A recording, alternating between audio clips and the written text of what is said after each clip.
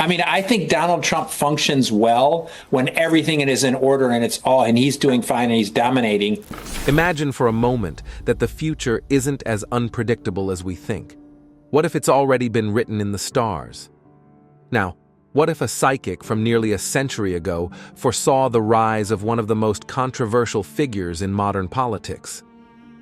Today, we unravel the fascinating predictions of Edgar Cayce, the man known as the Sleeping Prophet, and his eerie insights about Donald Trump. With the 2024 U.S. presidential election fast approaching, could these prophecies offer a glimpse into what lies ahead for the country? Could Trump's destiny have been etched into time long before any of us realized? Prepare to be captivated as we delve into this mystery, uncovering startling revelations that may just change the way you view both the past and the future. What does this mean for America, and perhaps the entire world? Let's find out. When we examine Edgar Cayce's prophecies in the context of Donald Trump, the parallels are truly astonishing. Cayce described a leader who would come from an unexpected background, not a traditional politician, but an outsider with a strong personality and a flair for controversy. This description fits Trump perfectly, as his rise to political power defied all norms. From being a real estate mogul and reality TV star to his surprising victory in the 2016 election, Trump has consistently been a figure who challenges expectations. Cayce also spoke of the profound impact this leader would have on the nation, predicting a period of significant change and turmoil. Under Trump's administration, the United States experienced considerable political and social upheaval. From policy changes to public protests, his tenure was marked by fierce division and passionate debate. Cayce's vision of a leader capable of bringing about such profound shifts seems to align with the reality of Trump's presidency. Furthermore, Cayce's prophecies often included references to economic and global shifts. He foresaw a time when America would face financial challenges, but also have opportunities for economic transformation. Trump's policies, particularly his focus on trade deals and economic reforms, were aimed at reshaping the country's economic landscape. Whether these changes are viewed as positive or negative, there is no denying the significant impact they have had on the nation's economy. Before we delve deeper into this discussion, it's crucial to emphasize that our objective here is not to advocate for any specific viewpoint, but rather to explore the narratives and interpretations that people have been discussing around this topic. Edgar Cayce, known as the Sleeping Prophet, left behind a wealth of prophecies that continue to fascinate many. Among his most intriguing predictions is the rise of a powerful figure in America, a leader who would emerge during a time of great upheaval. Many believe this figure is none other than Donald Trump. But what exactly did Cayce foresee, and how do his visions align with Trump's remarkable political ascent? Cayce, while in a trance-like state, described a leader who would shake the foundations of the status quo. This individual, according to Cayce, would not be a traditional politician, but an outsider, with a strong personality, capable of bringing both challenge and change. Trump's rise from real estate mogul and television star to U.S. president seems to fit this description perfectly, as he defied all norms and expectations in his path to power. A striking element of Cayce's prophecy was the mention of a leader who would challenge the existing power structures. Trump's confrontational approach to governance, marked by his battles with the media and political figures, aligns closely with this vision. He has consistently portrayed himself as a disruptor, willing to take on entrenched institutions and shake up the political landscape.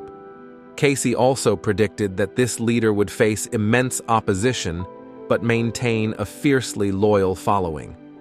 This mirrors the sharp divide during Trump's presidency, where he encountered strong resistance from critics yet unwavering support from his base. The duality between Trump's supporters and detractors reflects Cayce's prophecy of polarization. Beyond the political realm, Cayce's prophecies carry a spiritual undertone, calling for higher consciousness and collective reflection. In the context of Trump's leadership, these challenges may serve as a catalyst for societal growth, urging believers to reflect on deeper implications of governance and unity. As we dig deeper, a clearer picture emerges. One of the most discussed biblical prophecies is found in the book of Daniel. Daniel 2:21 states, "He changes times and seasons, he deposes kings and raises up others. He gives wisdom to the wise and knowledge to the discerning." This passage speaks to the idea that leadership and power are divinely ordained. Cayce's prediction of a significant leader rising during a time of upheaval resonates with this concept. Trump's unexpected rise to power and the dramatic changes during his presidency could be seen as part of a divine plan, aligning with the biblical notion that God orchestrates the rise and fall of leaders. Another pertinent prophecy is found in the book of Revelation. Revelation 13:5-7 describes a powerful leader who wields great influence and faces significant opposition. The beast was given a mouth to utter proud words and blasphemies and to exercise its authority for 42 months. It opened its mouth to blaspheme God and to slander his name and his dwelling place and those who live in heaven. It was given power to wage war against God's holy people and to conquer them. While this figure is often interpreted in an eschatological context, the imagery of a polarizing leader who speaks boldly and faces fierce resistance has parallels to Trump's tenure. The stark division and intense reactions to Trump's leadership echo the biblical portrayal of a contentious figure. The prophecy of the end times in Matthew 24:6-8 also provides an interesting lens through which to view Cayce's predictions. This passage reads, "You will hear of wars and rumors of wars, but see to it that you are not alarmed. Such things must happen, but the end is still to come. Nation will rise against nation, and kingdom against kingdom. There will be famines and earthquakes in various places. All these are the beginning of birth pains." The themes of conflict, upheaval, and significant change align with the periods of turmoil that both Cayce and biblical prophets foresaw. Trump's presidency, marked by contentious international relations and domestic strife, fits into this broader narrative of a world in flux. Furthermore, the prophecy of the man of sin in 2 Thessalonians 2:3-4 is often cited in discussions of modern leaders. It reads, "Don't let anyone deceive you in any way, for that day will not come until the rebellion occurs and the man of sin is revealed, the man doomed to destruction. He will oppose and will exalt himself over everything that is called God or is worshipped, so that he sets himself up in God's temple, proclaiming himself to be God." While this passage is typically associated with the Antichrist in Christian eschatology, the characteristics of opposition, self-exaltation, and rebellion can be seen in various controversial leaders throughout history. Some interpret Trump's actions and rhetoric as aligning with these traits, though such interpretations are highly subjective and contentious. Cayce's predictions also emphasize a period of spiritual awakening and transformation, a theme echoed in biblical prophecies. In Joel 2:28-29, it is written, "And afterward I will pour out my spirit on all people. Your sons and daughters will prophesy, your old men will dream dreams, your young men will see visions. Even on my servants, both men and women, I will pour out my spirit in those days." This vision of a widespread spiritual revival aligns with Cayce's belief in a higher consciousness and the interconnectedness of humanity. The idea that Trump's era could be a catalyst for such an awakening adds a hopeful dimension to these predictions. Another aspect of biblical prophecy that resonates with Cayce's visions is the role of a leader in bringing about significant societal change. Isaiah 45:1-3 speaks of Cyrus, a historical figure used by God to fulfill divine purposes. "This is what the Lord says to his anointed, to Cyrus, whose right hand I take hold of to subdue nations before him, and to strip kings of their armor, to open doors before him so that gates will not be shut. I will go before you and will level the mountains. I will break down gates of bronze and cut through bars of iron. I will give you hidden treasures, riches stored in secret places, so that you may know that I am the Lord, the God of Israel, who summons you by name. Some see Donald Trump in a similar light, as a leader who, despite his flaws and controversies, may be used to achieve a greater purpose. Moreover, the notion of a chosen one, or an anointed leader, is a common theme in both biblical and Cayce's prophecies. The parallels between the biblical figure of King David and modern leaders like Trump are often drawn by those who believe in the divine selection of leaders. David, despite his imperfections, was chosen by God to lead Israel and accomplish significant feats. Similarly, some interpret Trump's unconventional rise and his impact on global politics as part of a divine plan. However, it's crucial to approach these comparisons with caution. Prophecies are inherently open to interpretation, and the context in which they were written differs significantly from today's world. While the parallels can be striking, they can also be subjective and influenced by personal beliefs and biases. The danger of confirmation bias, seeing what we want to see in prophecies, must be acknowledged. As we delve deeper into Edgar Cayce's predictions, it's essential to recognize both his successes and his failures. While many of his predictions were remarkably accurate, some did not come to pass.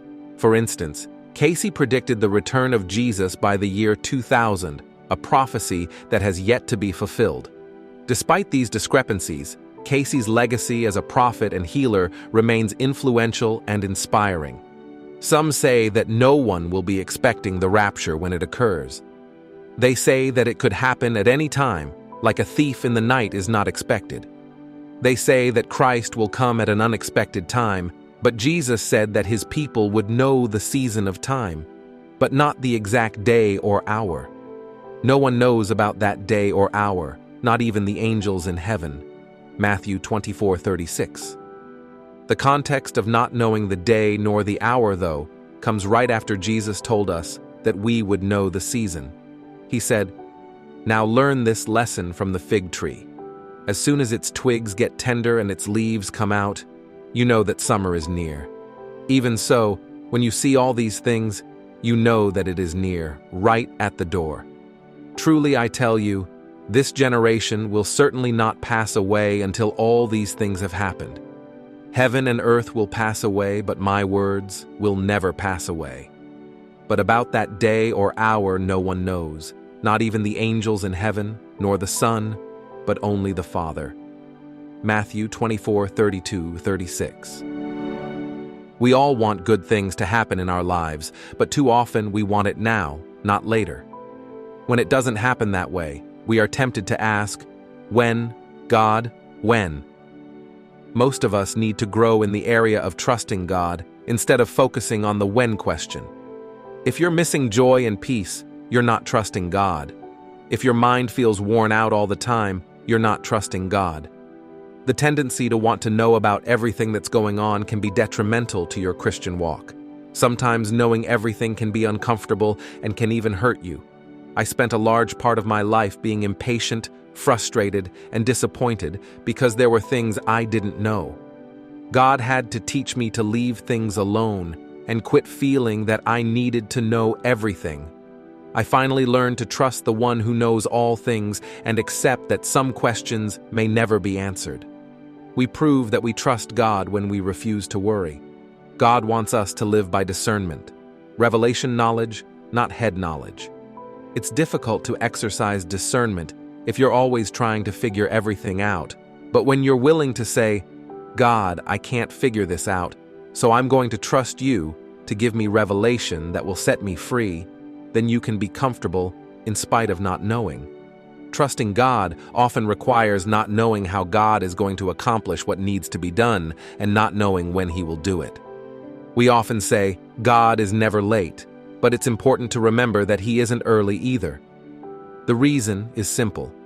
God uses waiting as a powerful tool to stretch our faith, to refine us, and to create growth in our lives. change is not instantaneous, it's a process. Many people desire transformation but resist the waiting that comes with it. The truth is, waiting is inevitable. What matters is not whether we wait, but how we wait. If we choose to wait with frustration, we become miserable. But if we embrace the wait in God's way, we learn patience, and through that, we find peace and even joy in the process. It takes time and effort, but with God's help, patience is cultivated, and it becomes one of the most vital Christian virtues. As Galatians 5:22 reminds us, patience is a fruit of the Spirit. It is not developed in comfort but in trial through endurance and steadfastness.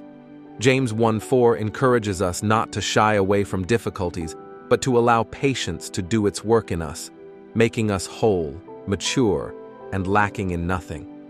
As patience grows, so does our satisfaction in life. We find ourselves more content, more at peace, even in challenging times.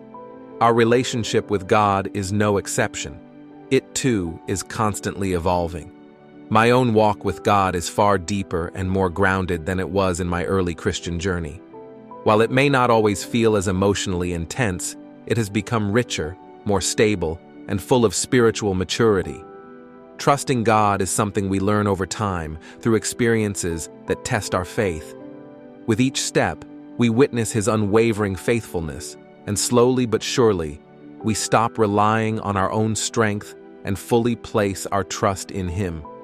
Each waiting period, each trial, becomes a testimony to His goodness and His perfect timing. Looking at it like this, it is easy to see how timing plays an important part in learning to trust God. If He did everything we asked for immediately, we would never grow and develop. Timing and trust work side by side. Accept God's timing. God gives us hopes and dreams for certain things to happen in our lives, but He doesn't always allow us to see the exact timing of His plan. Although frustrating, not knowing the exact timing is often what keeps us in the program. There are times when we might give up if we knew how long it was going to take, but when we accept God's timing, we can learn to live in hope and enjoy our lives while God is working on our problems. We know that God's plan for our lives is good, and when we entrust ourselves to Him, we can experience total peace and happiness. The book of Genesis tells the story of Joseph, who waited many years for the fulfillment of the dream God had given him. He was falsely accused and imprisoned before the time came for him to do what God had shown him he was to do. Exodus 13:17-18 tells us that God led the Israelites the longer, harder way on their journey to the Promised Land because He knew they were not yet ready to go in. There had to be time for their training, and they had to go through some very trying situations. They wasted a lot of time wondering about God's timing, but God never failed to take care of them and show them what He wanted them to do. The same is true in our lives. It was many years after I received my call from God in February of 1976 before I finally began to see major fulfillment of what God had called me to do.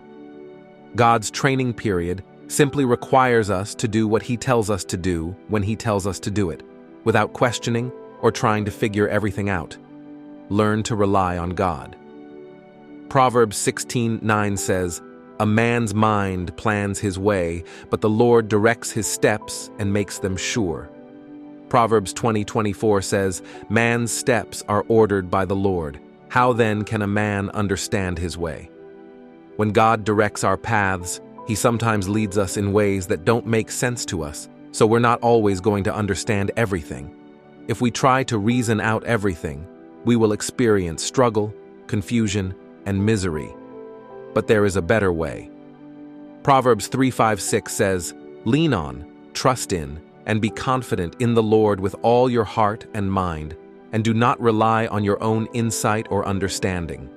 In all your ways, know, recognize, and acknowledge Him, and He will direct and make straight and plain your paths."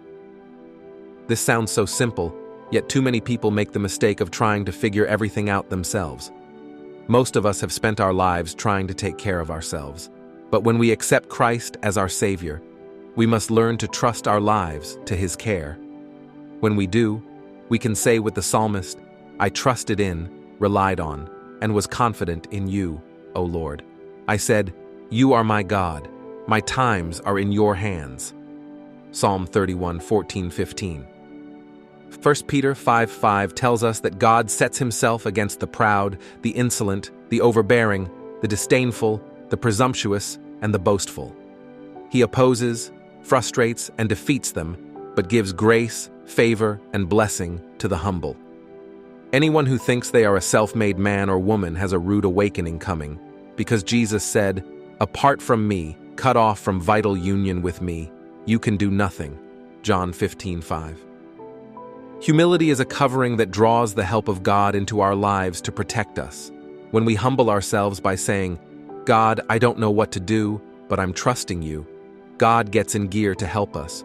God won't allow us to succeed at anything unless we're leaning and relying on Him. But when we humble ourselves under the mighty hand of God, in due time, He will exalt us.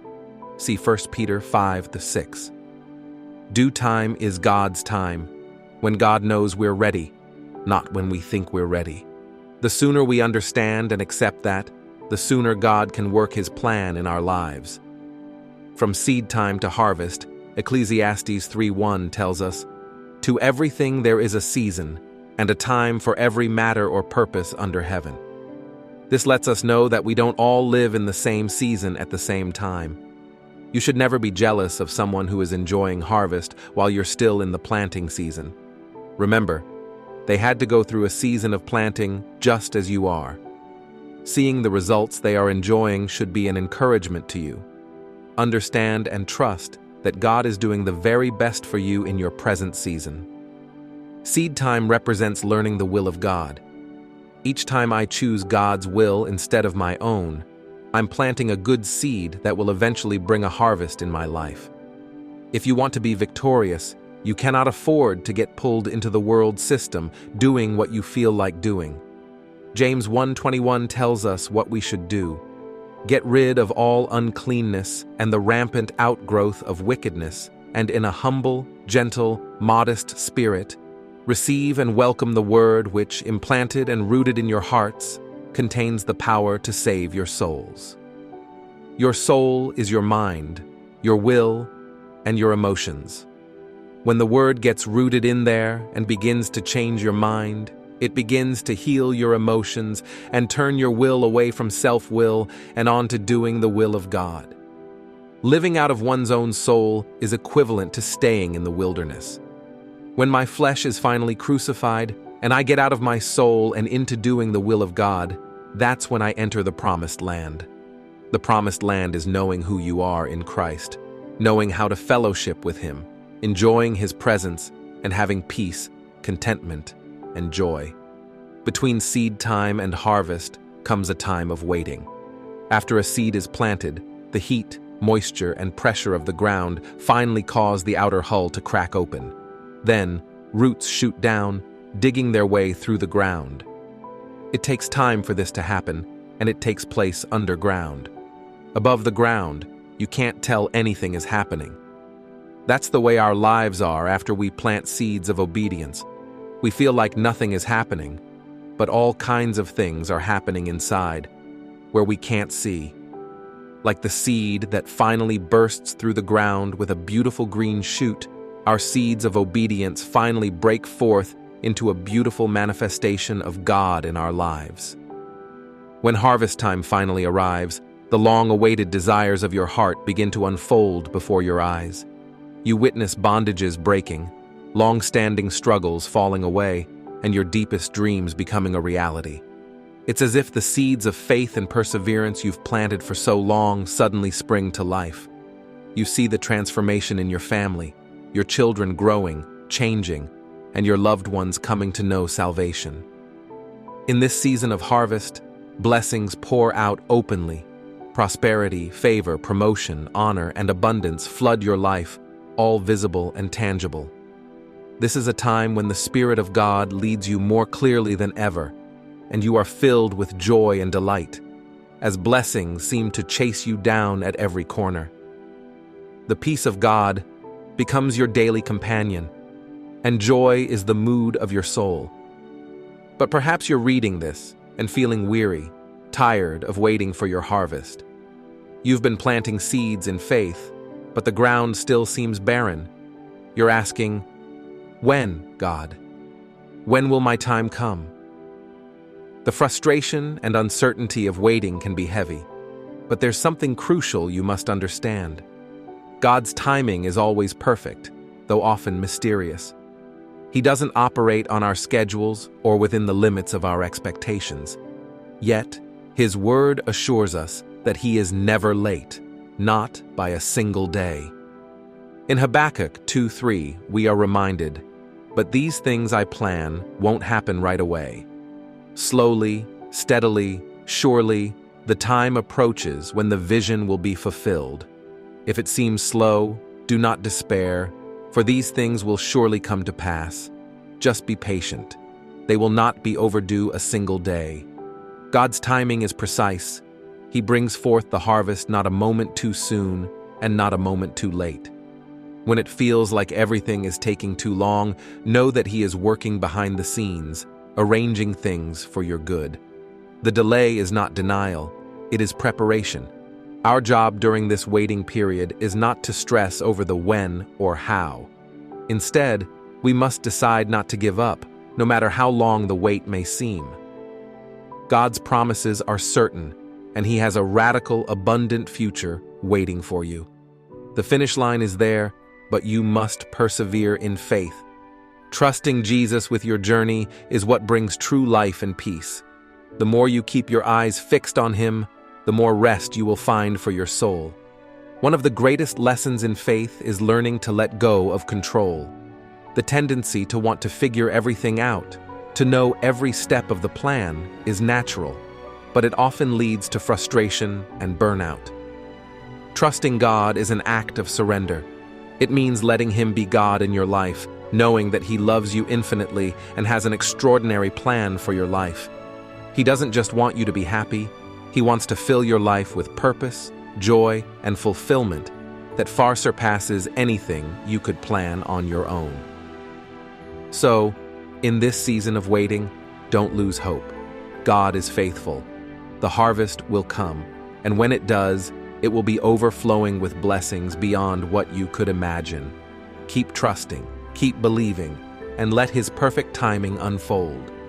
Your story is still being written, and the best is yet to come. As we wrap up this fascinating journey, it's clear that prophecy has long served as a powerful lens through which we can better understand the world around us. The insights of Edgar Cayce and the ancient biblical prophets provide us with a unique perspective on history, leadership, and the unseen forces that may be at work. Could the rise of Donald Trump, as foretold by Cayce, be part of a grander, divinely guided narrative? These questions leave us not only pondering the past, but also curious about what the future holds. Even our relationship with God requires continuous change. My relationship with God now is far different from when I first became a Christian. Although the initial excitement is gone, it has become much better. Every change I go through helps me become more mature, stable, and grounded. We learn to trust God through many experiences that require trust. By witnessing God's faithfulness time and time again, we gradually let go of trusting ourselves and place our trust in Him. When viewed this way, it's clear that time plays an essential role in learning to trust God. If He answered every prayer immediately, we would never grow and mature. Time and trust go hand in hand, and accepting God's timing is essential. God gives us hopes and dreams for certain things to happen in our lives, but He doesn't always allow us to see the exact timing of His plan. Now, it's your turn. What do you think about these predictions? Could there be deeper forces at play in shaping our world, or are these just intriguing coincidences?